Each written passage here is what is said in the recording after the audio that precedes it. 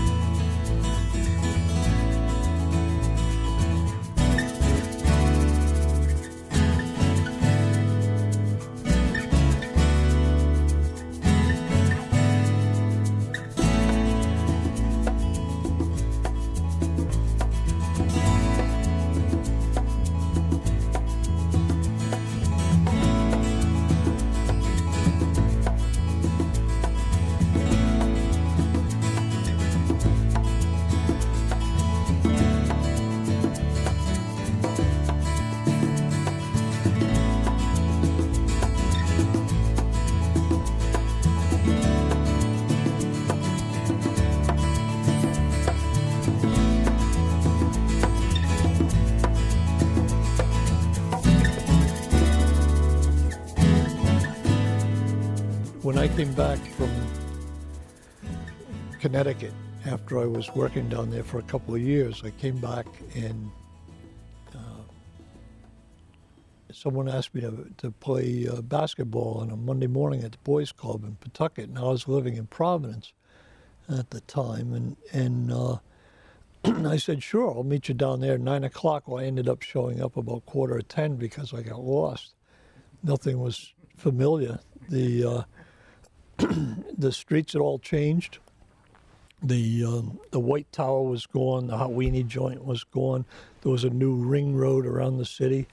I got into that area where I thought I knew where the Boys Club was, and I kept going up this one-way street beyond it, and I couldn't get to the Boys Club. It used to be a two-way street, then it became a one-way street. So I got there like 45 minutes later than I was supposed to. And they said, oh, what happened? I got lost. What do you mean you got lost? You grew up in Pawtucket, you know? So that was my first exposure to urban renewal. And I thought, man, what a shame, you know, that I can no longer recognize the little area that I was so familiar with as a kid.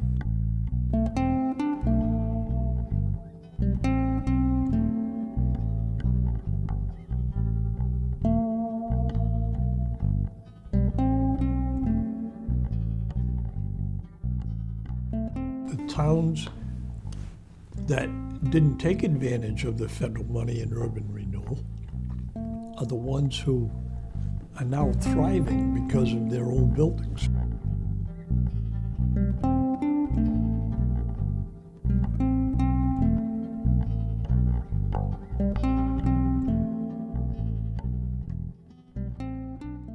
A house tells a story, and part of that story is the growth from the beginning to the current day. That's the journey that someone has to go through, understanding that this is not just a damaged or rotted piece of wood, but it's part of the story of the house. It's part of the legacy of the carpenter.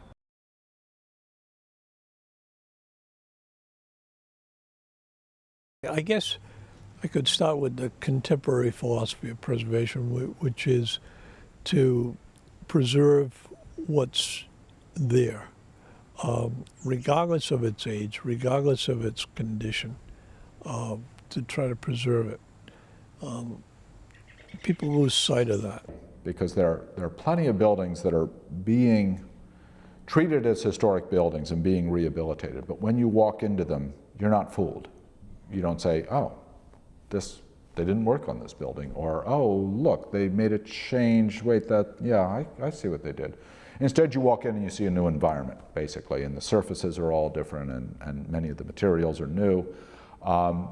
When Steve works on one of these buildings that sort of is this sort of pure artifact, you don't get that.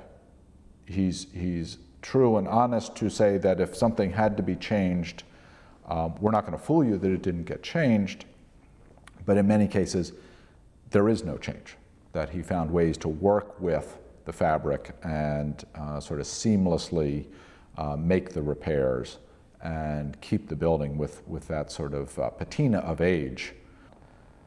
I'd say the building that, to me, best defined his ability to do that is the Moffett Mill. Probably the single most interesting project we've done in quite a while.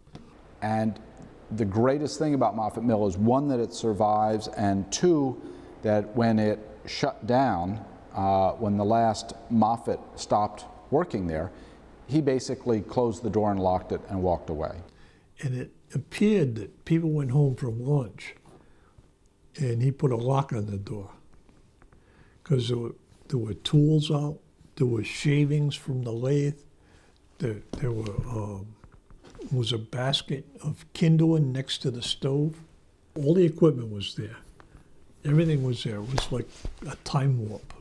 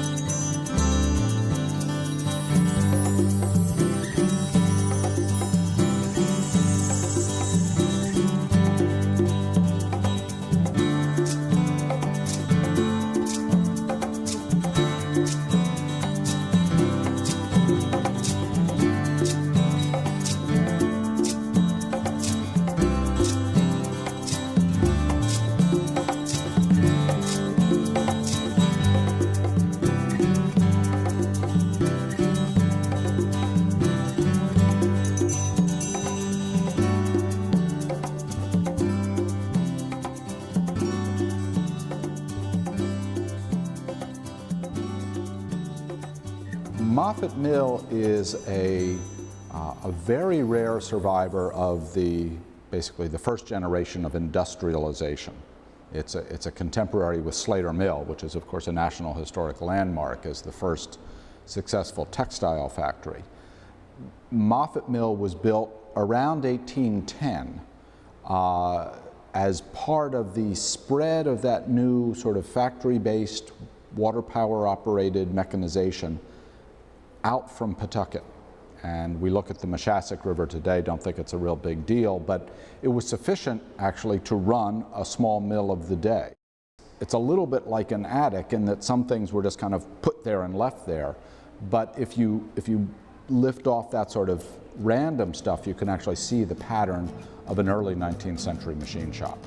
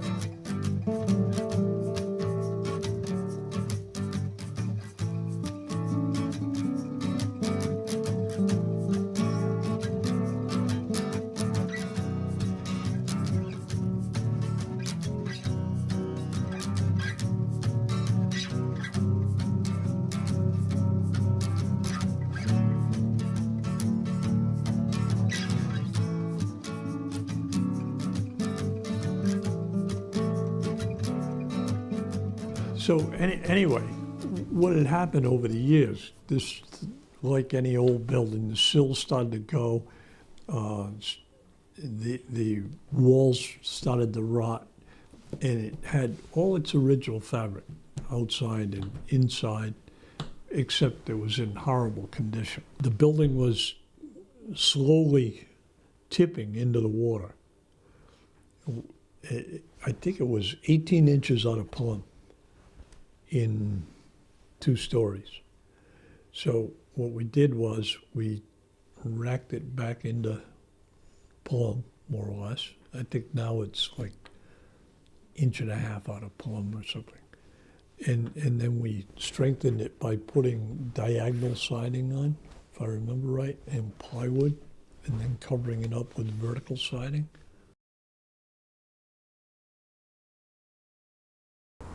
From a distance, this looks like it was restored. Well, it looks like most of what's on here is original siding. But if you know, if you come and you examine this closely, we're not faking anyone out. We didn't up and down saw these boards, and we didn't use methods to make them look more weathered. We used techniques that will stand the test of time, but will also let people know 100 years from now that this repair was done and when it was done.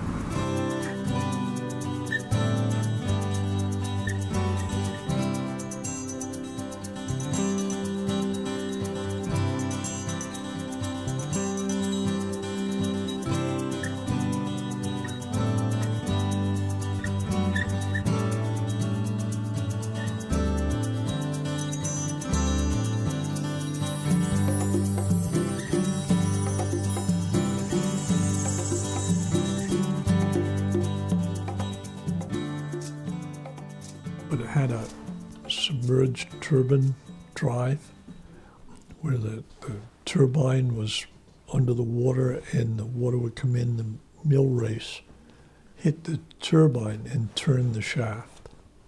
It ran on a shaft up to a bevel gear on top to another horizontal shaft over to a bunch of what they call line shafts that have these wood pulleys on them, and the belts would go over that, and they would run various equipment.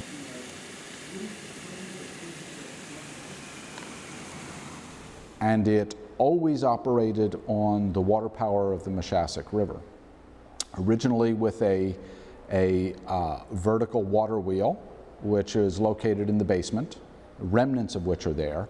It was replaced probably just before the Civil War with an iron turbine or a horizontal wheel, which is still in place down in the wheel pit. And early in the 20th century, they actually added a electrical generator so that they could generate not just the mechanical power to run the machines, but also electric power to light the mill.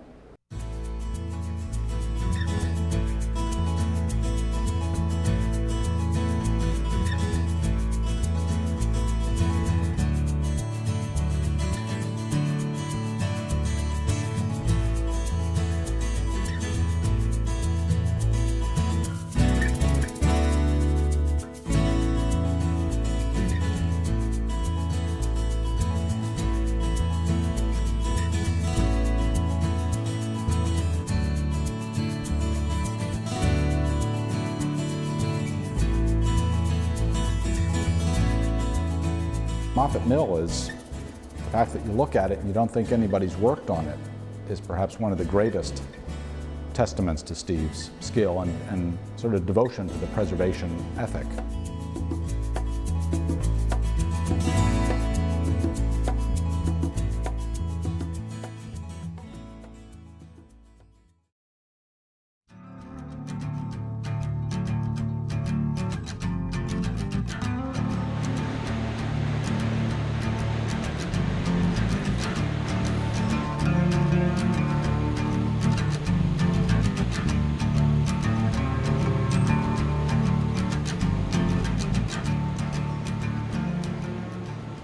I grew up in Pawtucket,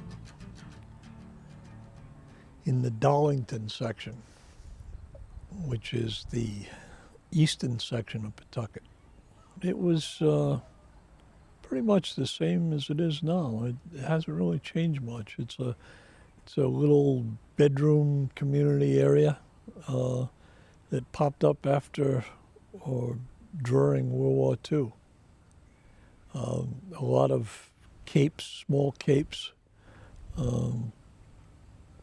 in some ranch houses and that sort of thing. Typical of a urban sprawl, suburban sprawl, I guess you would say.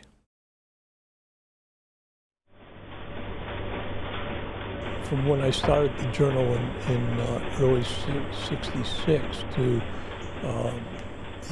near the end of '76, which was almost 11 years that I'd been there, I was still working nights, and there was the prospect of staying there and working nights for the rest of my life, or taking a buyout, which they offered because of the computers. They knew that everything was going to be scaled down and they wouldn't need nearly as many people as they had. So they offered a buyout, and the offer was they would send you to school for 2 years, give you $200 a week, they'd pay for your schooling, plus they give you a bonus for leaving of $15,000.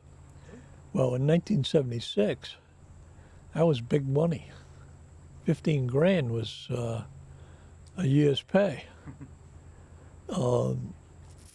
So I took it, along with 72 others. We left on the same night. That's when I went back to school for 2 years. I graduated from New England Tech in drafting. I graduated from Roger Williams in historic preservation. And I went to RISD, took interior design courses. So I got my money's worth out of the education. It was hectic, you know, with 3 kids and trying to make everything work on $200 a week, but it was worth it. Hey.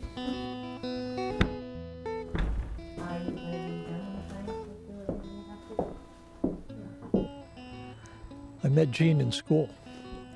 We went to college together. She was, we had classes together.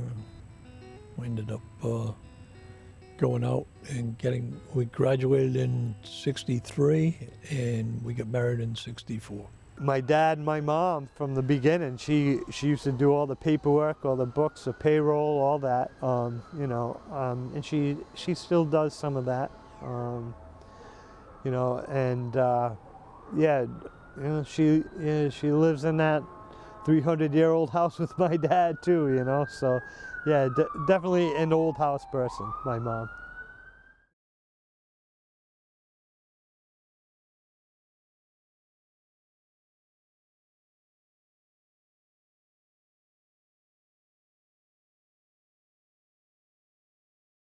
How and when did you first meet Steve? Oh God, so beautiful.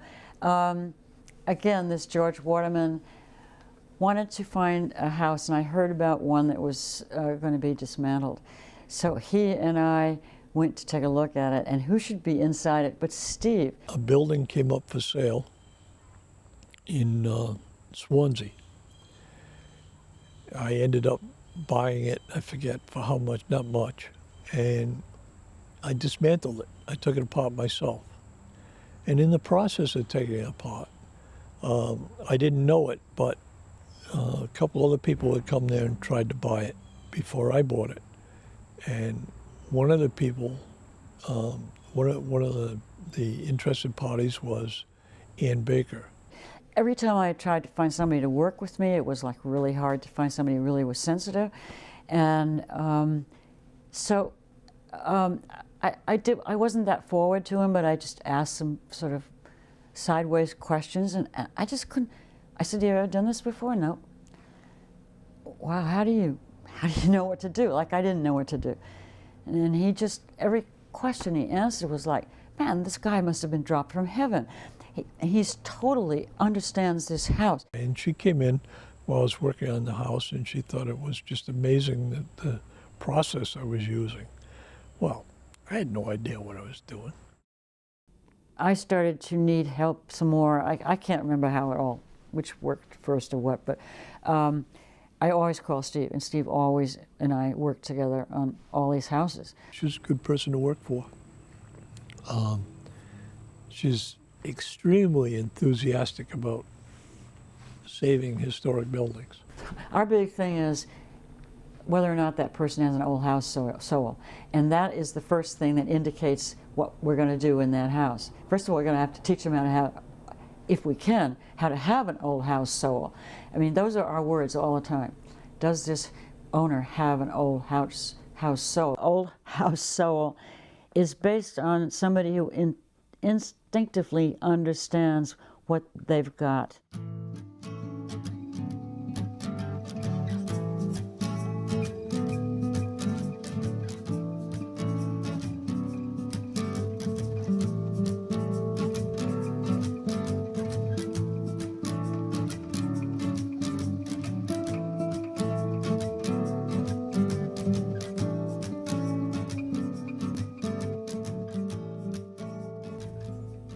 Just happened to be reading a book. I guess it was Antoinette Downing's book on Rhode Island architecture.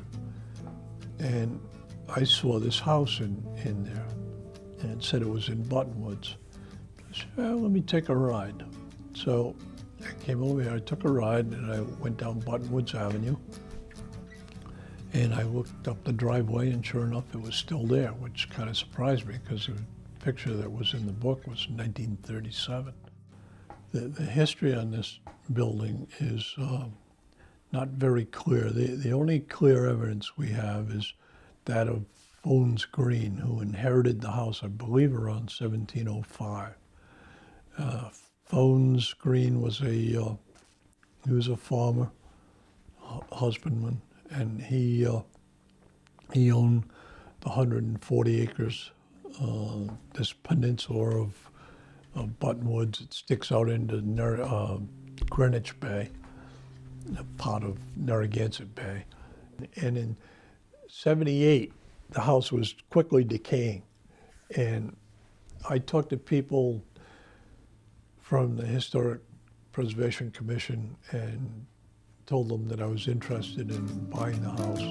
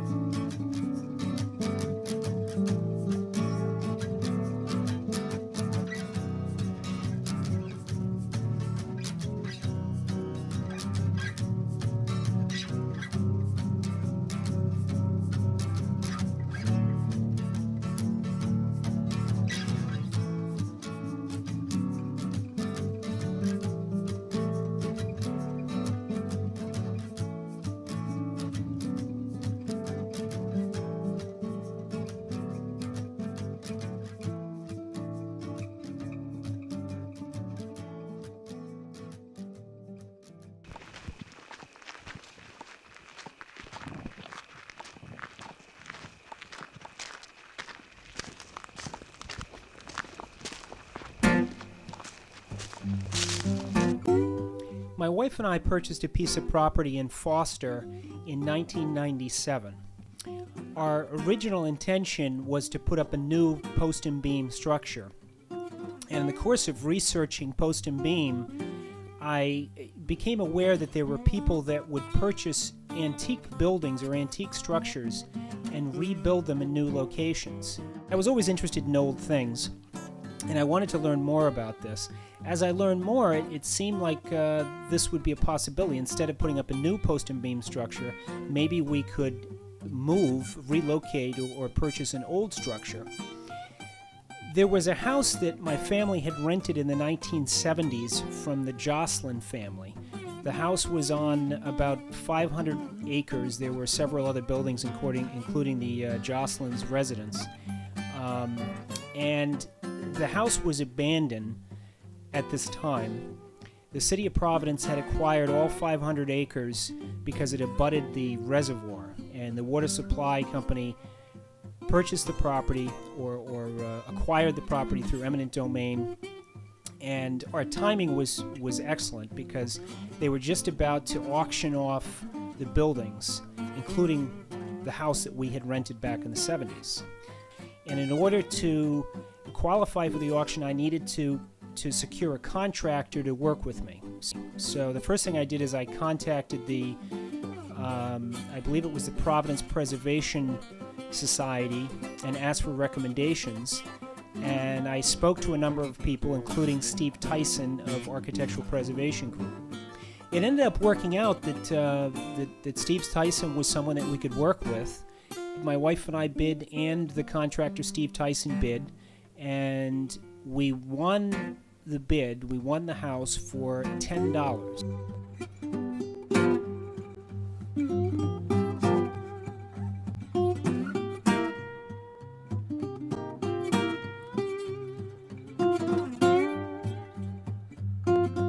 We began the disassembly process in 1998.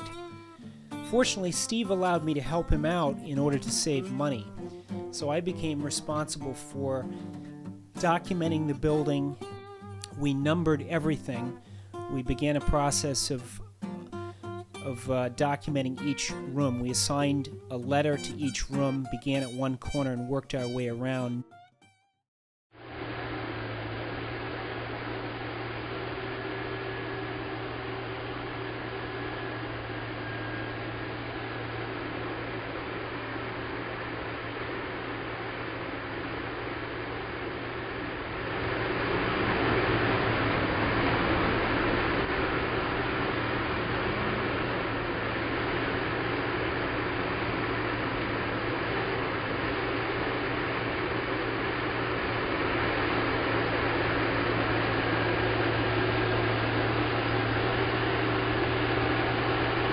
Dad, bring it up.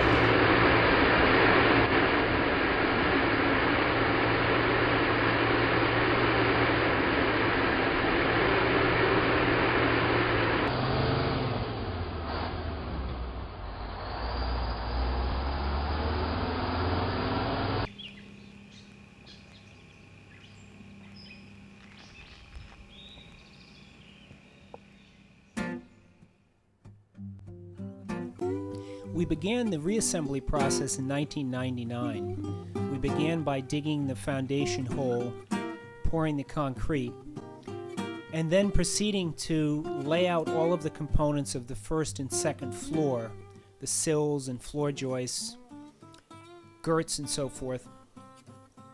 It only took about a day to lift the wall components off of the flatbed truck and put them onto the new foundation. So within about a day, maybe 2 days, we had all of the outside walls assembled, the roof assembled, and plywood on the roof. Then what was left was the chimney, all of the interior decoration and components, the walls, and of course the restoration.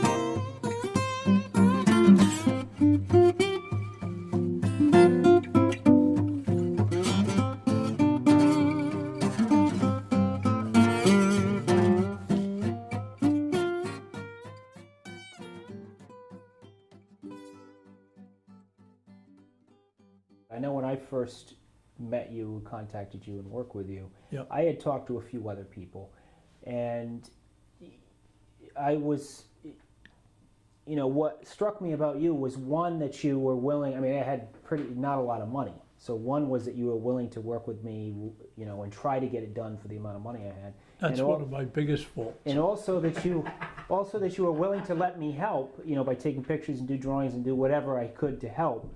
And those kinds of things struck me as unique. I'm not sure that everyone would work that way. Well, we try to work that way, mostly for the sake of the building, you know, because it may have been the difference between saving that house that you're in or not.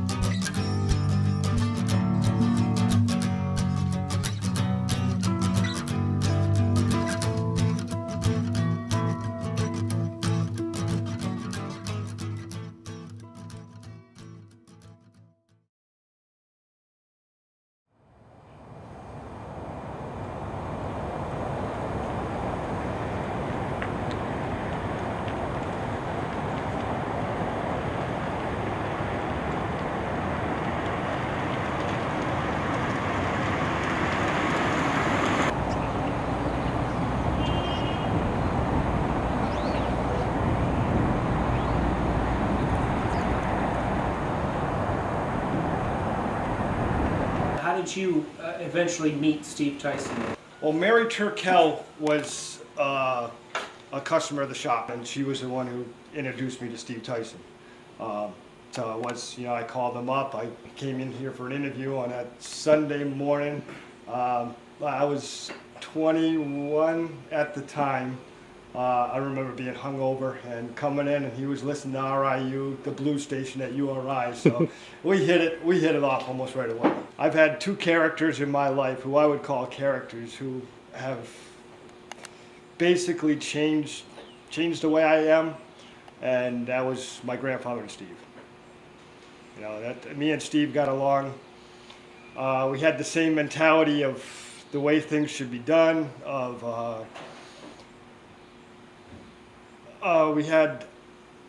He asked me one time if I could go back in time, where would I go? And I said, well, if I can go back in time, it would be just before the Revolutionary War, 10, 15 years pre-Revolutionary War, just to see how things were done back then, how houses were built, what went into them compared to what is into them now. I mean, with the machines that are readily available compared to the hand tools back then, where everything was done strictly by hand. And same time zone that he wanted to go back in. And so we did. We had shared a lot in common. These are some of the cutters that we use strictly for the table saw, where it's basically a molding head that goes right on the table saw. I can make the knives myself by profiling what the molding is and making the knife up to the molding. The cutter sits right in there. Yeah.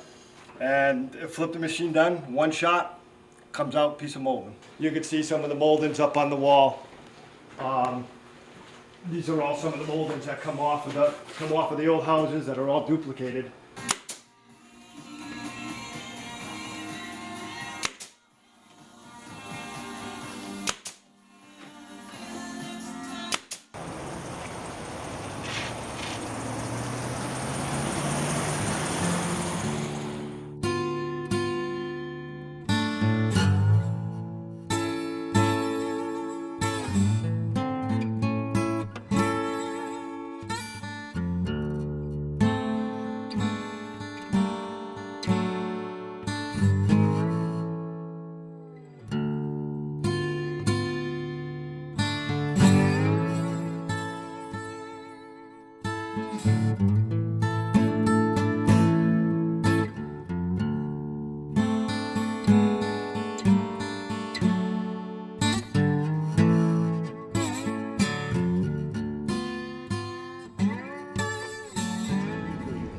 I'm a carpenter, And how did a painter, tin knocker. What else could I do? Bricklayer. what did you do before you worked for APG? Made better money. Doing what? I was in plastics.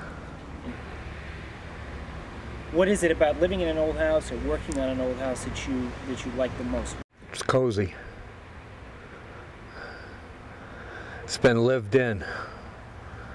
Not like your matchbox houses they got now. It's character. It's history. It's history behind it. Just makes you think.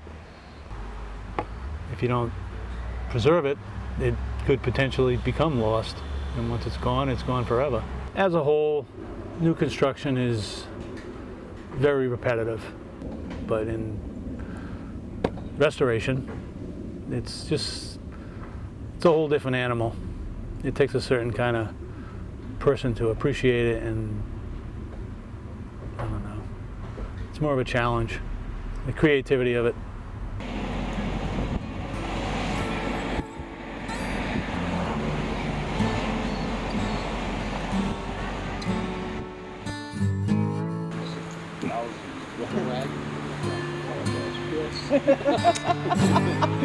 Wag.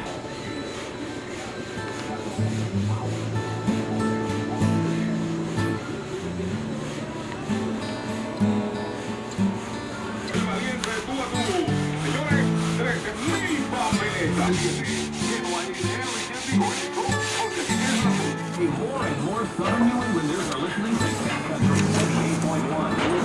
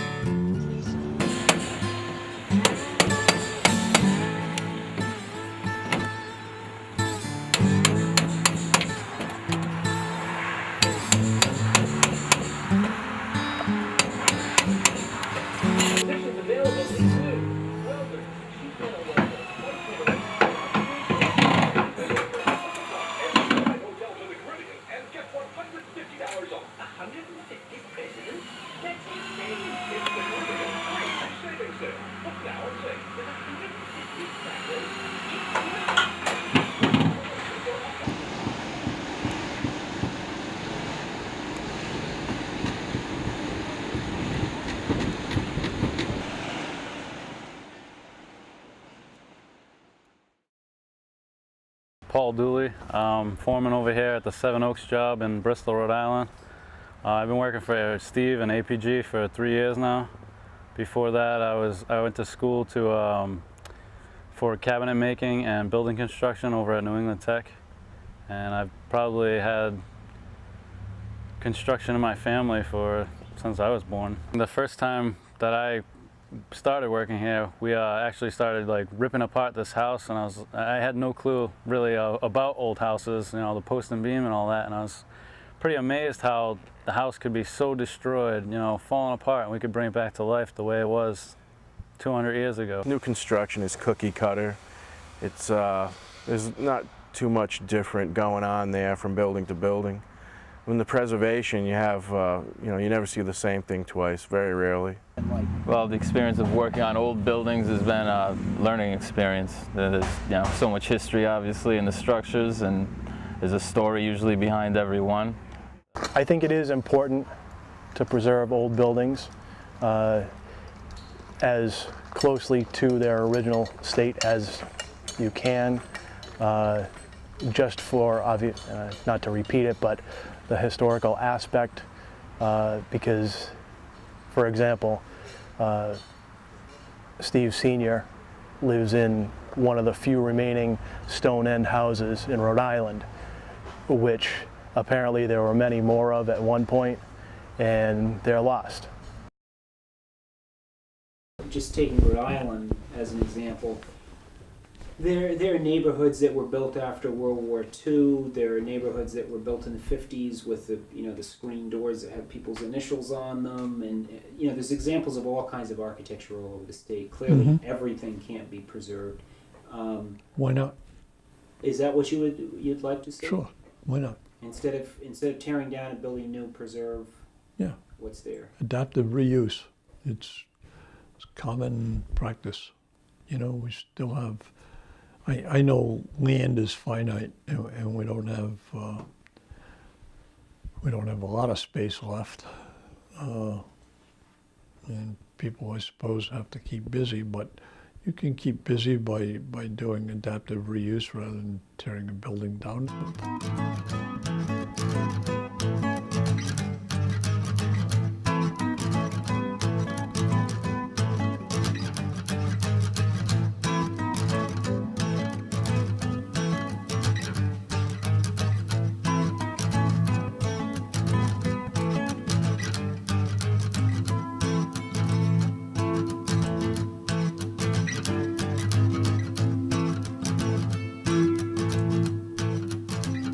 I've lived here at 149 Congress since I've owned the house since 1979. It's an old 1869 Victorian. I enjoyed the details of it. I've done preservation work on it off and on for the last 25 years. As a matter of fact, in 1981 or 82, I received the first Elmwood Foundation Preservation Award for the work I was doing on the house. The cost of duplicating one of these is enormous.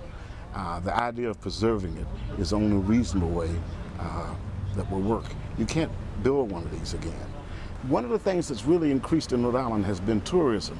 And to be able to take tours of some of these old houses and explain to people the history of the houses or the history of the buildings has been a tremendous aid to the Visitation and Tourist Bureau. This is pretty unique. People come from all over the world to see some of the property that we have here in the Ocean State. Why is it important to save the old buildings in the city and the old architecture? Well, we have to look things from a historical perspective. As we know, there is the people who work in this city and live in this city. The majority of them were people who were struggling. New immigrants, Irish, Italians, Jewish, African Americans. They all help build this city. And the houses, the beauty of the houses is the history that goes with the people that were living there. Not only that, it's a beautiful house, nice painting, nice architecture, but there's also a personal issue there. There is a personal history, which is a touch that makes the fabric of this community so rich.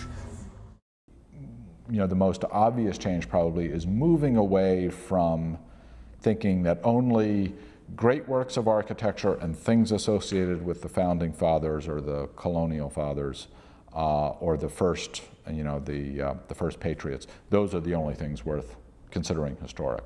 I think there's been a very healthy broadening of the idea of significance and what is it that gives meaning to our society.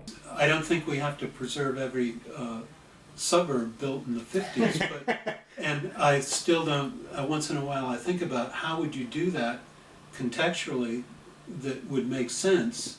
Do you do the ranch house, or do you really need the street to You really do need the street. You really do need the street and the lawns in front and the wading pool in the back.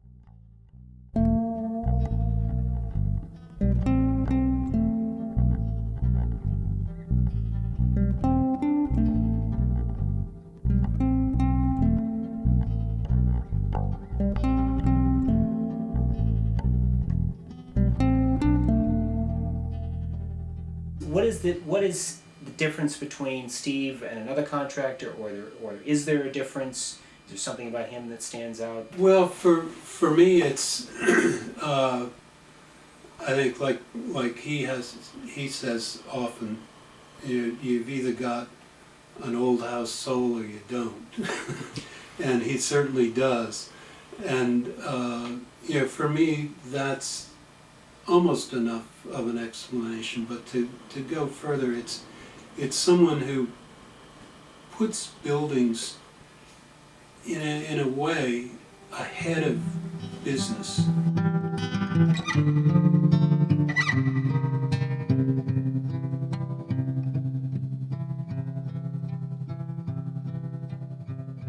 Across the street from City Hall in Warwick sits the Warwick Central Baptist Church, a very old building, a very beautiful building that was losing all of its paint and was in terrible condition, and being owned by a church didn't have an awful lot of money to scrape sand, restore, and repaint the entire church. Had that been done, it would have been marvelous, but it was an eyesore. People in the community noted it as an eyesore. There was pressure on the church to do something about it, and the church decided that the best alternative for it economically, as well as a sort of compromise aesthetically in its mind, was to cover it in vinyl siding. In order to do that in a historic district, you needed to come and get special approval because vinyl siding generally was something that was prohibited.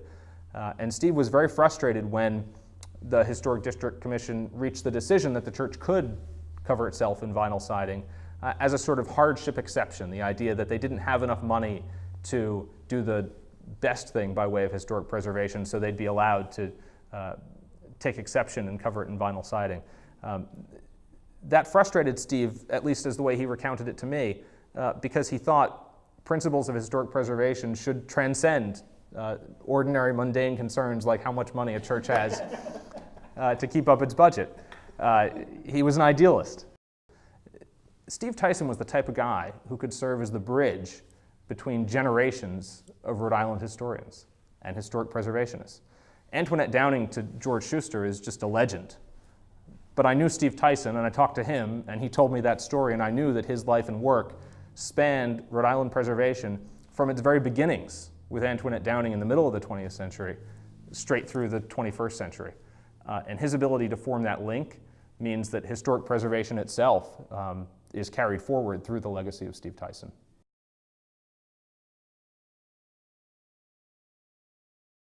If you have what I call old house soul, your first exposure or first experience in working on an old house doesn't really change much. You know, it's exciting the first time you do it, and it continues to stay at the same level of excitement. If it doesn't, then I probably would have gotten out of the business a long time ago.